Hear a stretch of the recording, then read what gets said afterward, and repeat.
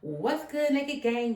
It's your girl LaJill here, and we are back with another Naked recap. Before we get into it, you already know, like the video, subscribe to the channel. I don't care if you didn't watch it yet. Do that shit.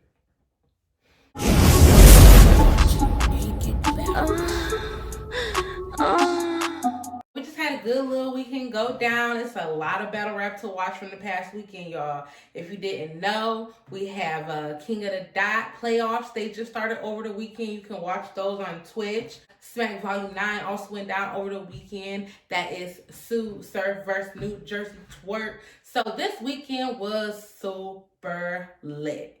And I got to catch up on the King of the Dot battles. But baby, let's talk about Smack Volume 9. So let's just start this off by what the fuck happened to Volume. This is not Volume. This is every other event they've thrown this year. The background looks the same. The stage looks the same. I know URL is in pursuit of something greater, greater than any of us know. So maybe they want all of their events to be big stage. Maybe they just want to be the ultimate stage, which they are. Don't get me wrong. One of the things I love most about URL battles, especially since they do have the ad battles and stuff like that, like I like that I'm never going to get the same feel, but I'm always going to get very high production quality. That is the best thing about URL. So their rooftop battles during COVID, their volume battles throughout the years, not big stage battles, but very high quality production, awesome, like the rooms don't feel the same. The intimacy isn't there because there's a crowd, and I want to bring volume stages back. I don't even necessarily like the way they did it on Volume 8, like the plain background. I like the grittiness of Volume. I like that you gotta rap with Volume. So if you turn this into a stage thing, it makes it like everything else, and I don't think the volume necessarily sticks out anymore. But with that said, Volume 9 was a very, very dope event with some very dope battles. So we started off the night. Shotgun Suge versus my nigga, real name Brandon. Now, I'm going to sum this battle up like this. Brandon still has some obvious growing to do. We got to work out some of the kinks. We got to work out some of the dry spots. We got to work off some of the gas. That ain't on us. That's on his crew. That's on California to do. So work off some of that motherfucking gas, okay? Brandon's very comfortable in Cali, but there were quite a number of things like I was like, maybe he can speed up at this part. Maybe it felt like his bars were repetitive because the idea was kind of the same behind everything. And I'm personally not into a battle that's not really heavy personal. I like when people really go at each other. If you're really just gonna kind of go back and forth about what you do to each other theoretically, and it's not super bar heavy, I'ma just need one round. That's it. That's all I need. One round. I could have combined Brandon's first with his third, and I would have been all good. I felt like both of their seconds were pretty dry. So I have Brandon winning that battle. I have him winning the second and the third. Good starter battle. Get the night going. Get your blood running type shit, Can we clap it up for Vixen and Casey just being on the stage looking good as fuck? Please. This is why I need to put women on the cards. We bring a whole new energy in that bitch, bro. We bring a whole new everything in that bitch. Put more women on the cards, okay? Because just the on the stage, it looks better. Now with that said, Casey versus Vixen to me would have been Casey versus Vixen to me, I have it as battle of the night, period. I thought they had a very good back and forth, a lot of substance. I thought the rounds were long until DNA and Zick went. They had a lot to say to each other. And the best thing about it is we knew what this was going to be about. We knew they were going to talk about Wody, and we knew they were going to talk about, you know, the battles that they kind of been going back and forth about. Vixen's Loso battle and Casey's running the tournament and her being the face. Like, we knew what they were going to talk about, but the subject still, all of the subjects still felt very fresh when they rapped. Now, I have Vixen winning the battle. I have Vixen winning 2-1 to Casey. I have her winning the first fucking fire. That fucking first was crazy. Best round of the battle. Vixen showed, man. She keeps showing she can compete on that stage. That's fire. Casey showed me she can fucking rap. She raps, but she don't always rap like this. This was a very, very good Casey. Her first, to me, personally, to my ears and the shit I like, was her best round of the battle. Even over her third, which was fire.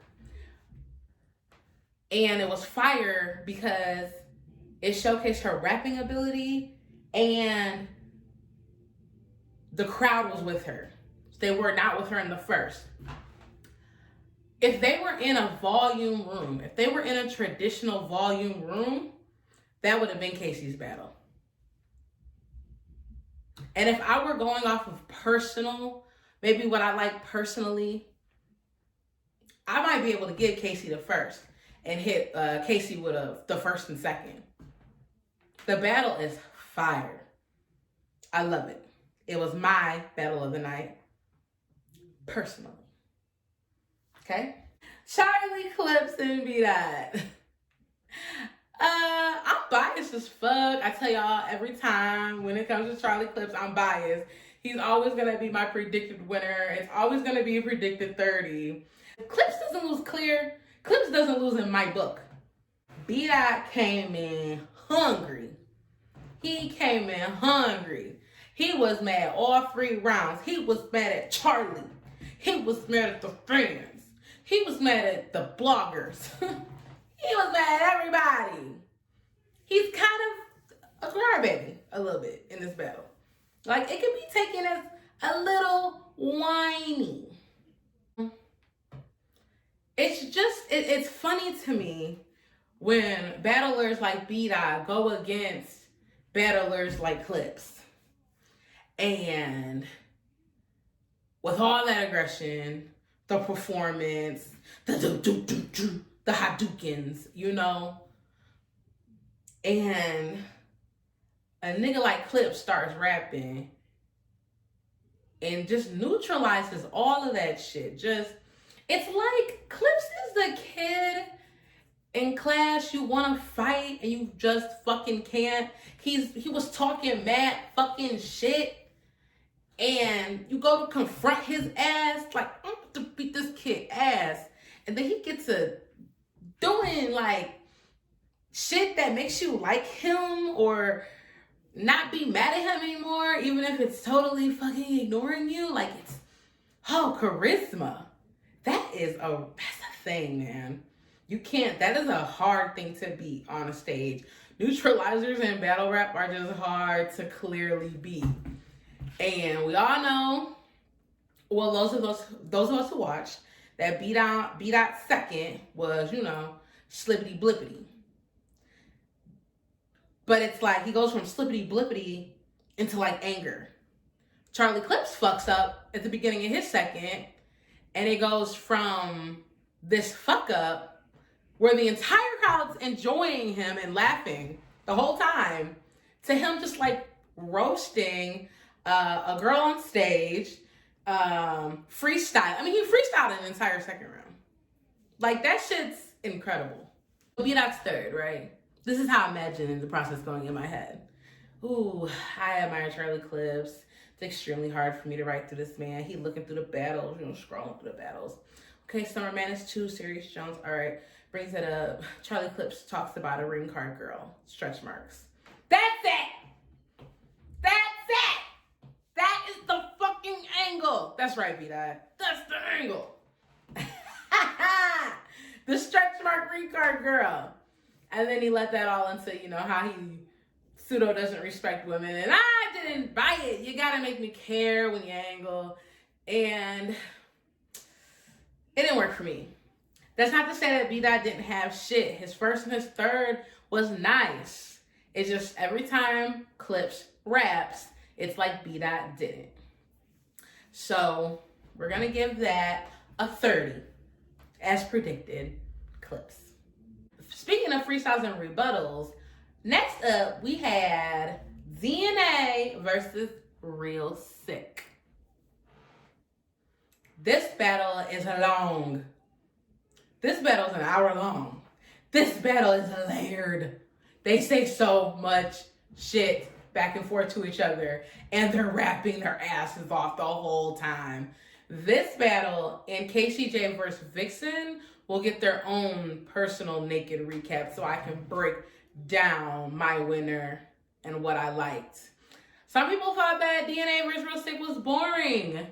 I absolutely loved it, and I was sitting there watching it with somebody. These are my favorite type of battles, where you sit down and you watch the shit with somebody who doesn't watch battle rap. This nigga could care less about Smack Volume 9. He just happened to be sitting there when I turned it on, and he's watching DNA and Sick like, they getting in each other ass. Pause. Like, the whole battle was personal. I loved it. I loved it. And I felt like every minute was worth it. All 56 minutes was worth it. I'm not mad at it. So I am going to break it down and recap it. I didn't choose a winner yet. As I'm watching the battle, I'm listening to the first. DNA goes, fire. Sick goes, oof. Whoa. But I remember everything DNA said. I'm like, I'm going to just keep letting the battles play. You know. If DNA takes the second and third clear, I'll give Sick the first type shit. No. The second comes. I'm like, oh, shit. Fire. Sick goes, oh, shit. Fire. Fuck it. It's down to the third. And they just had so much to say to each other. It's like I said, I'm going to give it its own naked recap. I want to watch it again. And I want to really get into like breaking it down my style, what I liked about it. Sick said in the face-off that he's tired of having debatables, right? Well, you had another one. You had another one. I see people giving this battle to DNA clear, but I'm going to ignore that hella blue and see what I think. I do not think DNA took that battle clear. I think Sick had a lot of very potent things to say, and he rapped his ass off the whole time. So I'm going to rewatch it before I call the winner on it, and that's it. Booyah. K-Shine versus Easy the Block Captain. I'm this type of watcher, y'all. If I don't know what you're talking about, I'm not going to pretend like I know what you're talking about. Easy sometimes say shit I don't understand. Something about PCP. God can walk on water, I can too. I don't know. Is that like an effect of PCP? I don't know. I'm not really like, that's not my forte. So, based on the things that I didn't understand in the battle, and I'm not going to play it back, I'm going to just go ahead and call it Easy 2-1. I actually gave Easy the second and the third. I thought his third was very nice. I'm not going to run it back and rewatch it, but shout out to Easy. He's had a very good year. Keep it the fuck up. Last but not least, we have the main event. Who's going to come with a third? Sue Surf or New Jersey Twerk? Well, guess who came with 3? Surf. And guess who came with 1.5? Twerk. Here's the thing about Twerk, though. He really had a lot of shit. He was fucking up first, second, and third guests. Horribly, tremendously. I tune in and out. Like, first time you fuck up, you get it together, I'm back with you. I'm like, yeah, come on. But when it keeps happening, my ears are just going to tune out at that point. Like, maybe I get a text and I check my text and it takes me out of the battle till I hear you rapping again type shit. So the thing is, when Twerk gets back to rapping, it's fire. It's rapping fucking fire. But he was so choppy all 3 rounds that basically until the third, when he brought up the grandmama purse, I'm like, you waited this long and this is what you want to address? Like, it kind of died for me. And like I said, I was so in and out with him at that point. Surf was roasting. I mean, Surf's second is so crazy. I rewinded Surf's second twice, 3 times. Maybe I give Surf his own naked recap and we just talk about his rounds.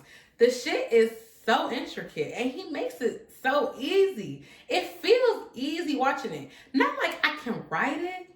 It feels like once he gets to writing, it just comes right out. Surf is fire. Surf's last 9 rounds have been damn near battle rap perfection. If we're gonna be perfectly clear, he really hasn't done anything wrong all year. Shout out to Surf. You cannot take that away from him. He's been fucking fire. But if you ask Daylight, it's because he's trying to keep his Daylight belt. Because if Surf starts losing, then he can't get Daylight.